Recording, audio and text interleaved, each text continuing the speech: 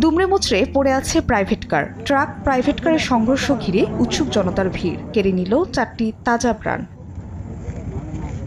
রোববার সকালে নারায়ণগঞ্জের রূপগঞ্জ থেকে প্রাইভেট কারে করে সিলেটের হযরত শাহজালাল মাজারে জিয়ারতে যাচ্ছিলেন একটি পরিবারের 5 জন সহ 6 জন।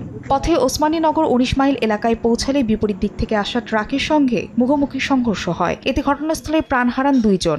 আহত 2 শিশু সহ 4 জনকে উদ্ধার করে ওসমানী মেডিকেলে নেওয়া হলে আরও 2 জনকে মৃত ঘোষণা করেন চিকিৎসক। ঘন কুয়াশায় দুর্ঘটনার কারণ বলছেন প্রত্যক্ষদর্শীরা। ছোট বাচ্চা যারা এরা চিকিৎসাধীন অবস্থায় আছে। মাদার জারত কইরা জাপলার উদ্দেশ্য যাইতাম। 2 গাড়ি আসি, অনেক অ্যাক্সিডেন্ট রাস্তা হয়ে গেছে।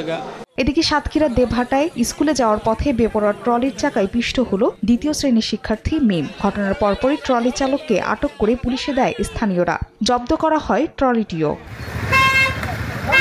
অন্যদিকে জয়পুরহাট থেকে বালু বোঝাই একটি ট্রাক বগুড়া যাচ্ছিল। পথে কালাই উপজেলার ঠুসিগাড়ি এলাকায় পৌঁছালে বিপরীত দিক থেকে আসা রড বোঝাই আরেকটি ট্রাকের সঙ্গে সংঘর্ষ হয়। এতে ঘটনাস্থলে রড বোঝাই ট্রাক চালকের মৃত্যু হয়।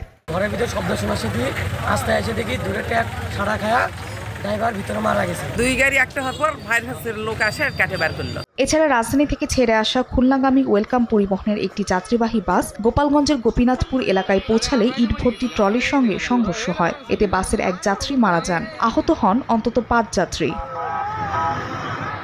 ফাহরিয়া ফারজানা, সময় সংবাদ।